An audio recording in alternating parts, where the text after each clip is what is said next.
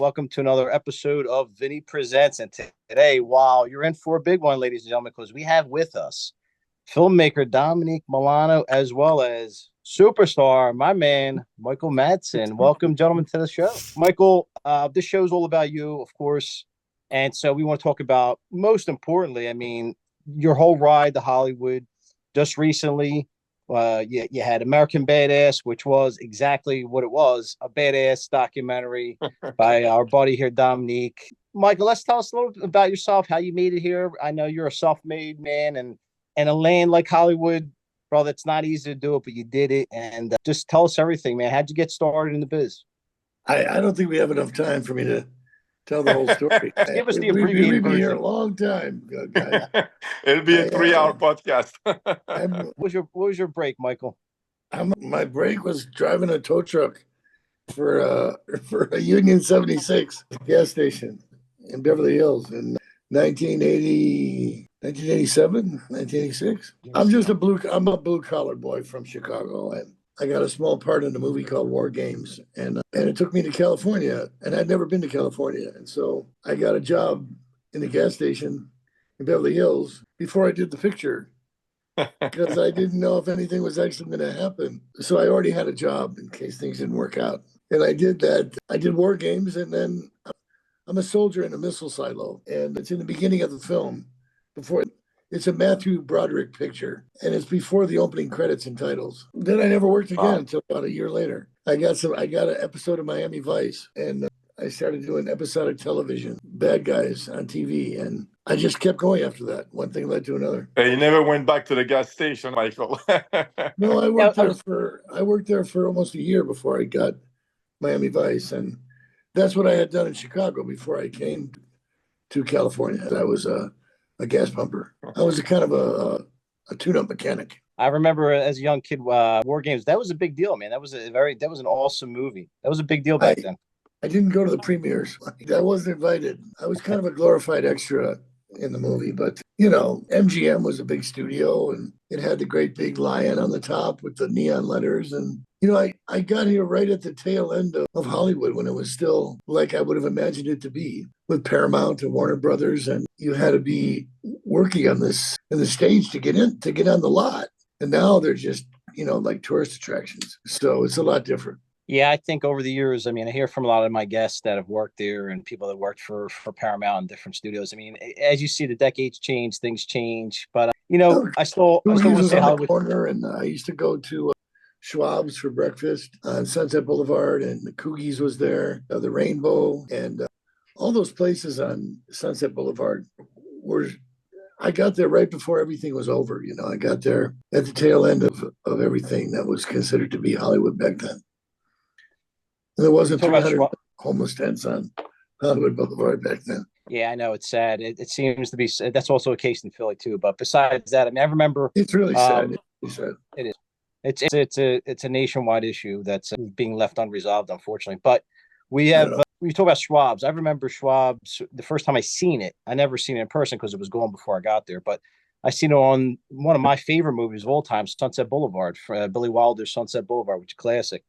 And that was like the mecca, those Schwab's. But so at that point, though, Michael, did you have any kind of professional training? Did you have just raw talent? Yeah, I tried to. I had been with Steppenwolf Theater in Chicago. I did scene study class with them, and we did one production of Mice and Men. I think we did that about 15 times. But I didn't do well in the atmosphere of acting classes. I sort of didn't get it. I met Stella Adler when I came to California, and I went to her a few times. She was an interesting woman, but she told me I was lazy, and she used to yell at me and point her finger and scream at me, tell me to wake up. I used to fall asleep in the class, and she'd get really angry at me. But a lot of people fall asleep in acting classes. No, but it was Stella Adler, though. I mean, she was big. I mean, she put Brando together. I mean, Stella was old school, big time. But I was in too much of a hurry, I think, I didn't understand studying. It didn't make sense to me. I found out about Steinbeck and Hemingway and all of the great writers, through my mom mostly growing up. So I already kind of knew about that sort of thing then. And I had always been a fan of motion pictures, mostly old black and white films and growing up. And so I sort of had I had an awareness of acting, but I just wanted to get to it. I always thought I was running out of time, and taking classes seemed like they were a waste of time. Yeah, I tend to agree with the philosophy. You either have it, it's kind of like in you, and then it's brought out, or it just never comes out because it was never in you. It works for some people, and that's great for them. It's really great for people that it works for, and I don't take it away from them. It just wasn't my thing. And then I got busy so fast. I just got offered a David Mamet play off Broadway in New York a couple days ago. And the fact that someone will still consider me for something like that is really flattering, but I could never do that. I couldn't afford it. How can I go to New York and do off Broadway? That's something that would have been a great idea maybe 20 years ago. But it's very flattering to be offered something like that at this point. And I wish that I could do it because, David Mamet, that's pretty big. But I would never be able to survive. I mean, how would I live in New York to do that? And theater is a whole other animal in itself. You made it eventually you had Tarantino eventually discover what a talent you are. So how did that whole thing happen? I got the script of Reservoir Dogs, and I was with a big agency called Gersh, and I had the offer flat out. They offered me Mr. Blanc when they sent me the script, and I had never met Quentin, and I didn't even know who he was, and nobody did. In fact, they told me not to do the picture. They had to send it to me because I had the offer, but they advised me not to do it because they said that nobody ever heard of Quentin. He was unknown, and there was nobody in the movie, and they didn't have any money. And they advised me, to turn it down. But I thought it was great writing, and I very much wanted to do it. And then I had done Thelma and Louise, so I already knew Harvey Keitel. And when they told me Harvey was going to play Mr. White, well, then I became even more excited, and that's pretty much why I did the picture. And then I still hadn't met Quentin. So then when I did meet him, obviously, I was, I think, it was a tough guy movie, and everybody wanted to be cool like Harvey Keitel. We were just a bunch of guys that wanted to be cool. And, he got Lawrence Tierney out of retirement to be Joe. And there was some wonderful talent in that movie. And me and Tim and Steve and Chris, we were just kids. We were just young boys. We were just making a cool mafia movie with Quentin Tarantino. But nobody knew who he was. Well, talking about cool mafia movies and tough guys leads me into the next movie, which I was compulsively watching. Being a street kid from South Philly, of course, we watch all the good mob movies, so we had to watch Donnie Brasco a million times. And I really loved you in that one. That was really good. Now, how was that working with, of course, Al Pacino, Johnny Depp? That must have been pretty fun. I didn't want to read for that picture, and I almost didn't get it because I didn't want to read for it. And I'm a terrible auditioner. I'm a really bad cold reader. I don't know why. I knew that if I read for it, I wouldn't get it. And I told them, no, guys, I'm not going to come and read for it because you'll turn me down. And so why would I do that to myself? I said, I know that I can do it. You know that I can do it. So why don't you just give me the fucking part, right? It's not really a wise way to go after an Al Pacino picture. But I figured, what did I have to lose? Because I would just be embarrassed if I read for it, and they would have kicked me out of the room. But I knew that if I wanted to hold on to my own self-respect by refusing to go through the audition process, basically.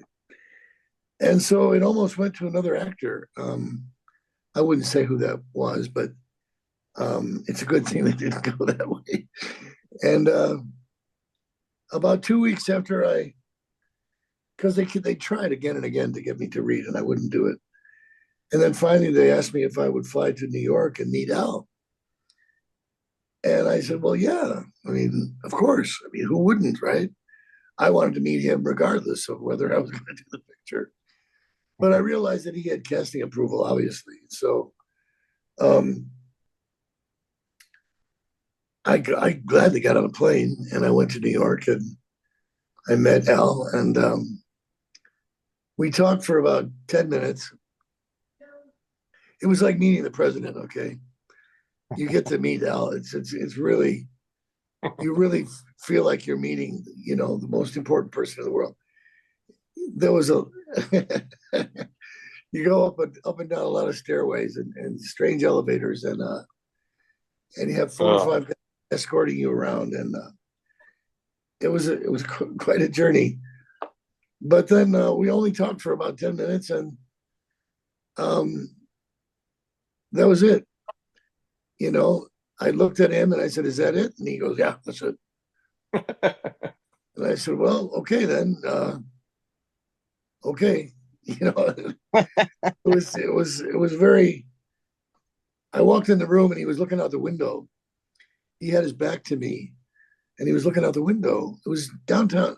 It was down by Times Square somewhere, because I remember he was looking out the window, and it was right down there by Times Square where he was at that point on that day.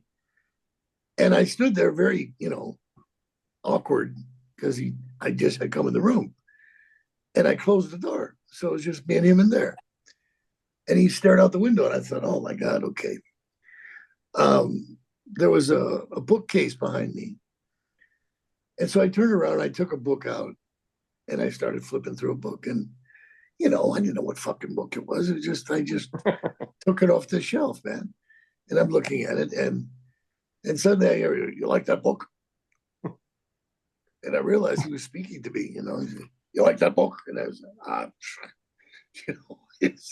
I said, "Well, I don't even know what fucking book it is, to be honest with you." And he goes, "Oh, oh, oh, oh, oh, oh." So he turns around finally, and he goes, "You like the script?" And I said, "Yeah, the script is great." He goes, "Did you read the book?" I go, "Yeah, because there was a book of Donnie Brasco." And I said, "Yeah, I read the book, and I like the script." He said, "Is there anything about it you don't like?" I said, "No." And he says, "What don't you like about it?" I said, I got no problem with it. It's great." I said, "Well, there's one thing." I said, "How come I don't have in the book, Sonny has pigeons and he takes care of pigeons on the roof. And, but there's no pigeons in the screenplay." And he goes, "Oh, you don't get the birds. I get the birds. I get the birds." And I said, "Oh, really?" He goes, Yeah, I get the birds.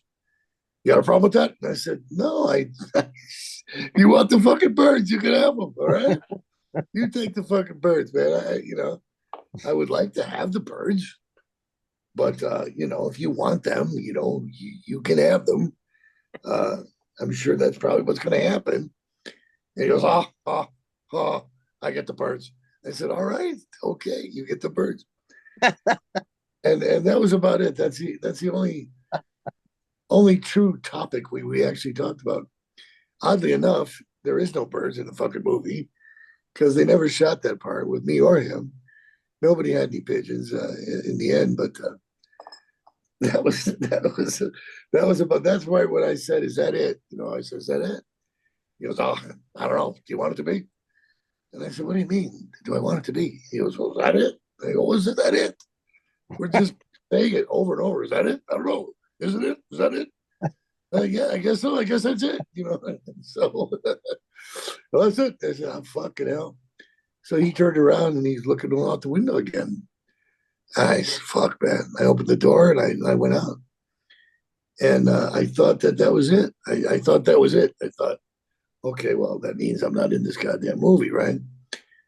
And that was weird. But the guys took me back to the hotel and dropped me off. And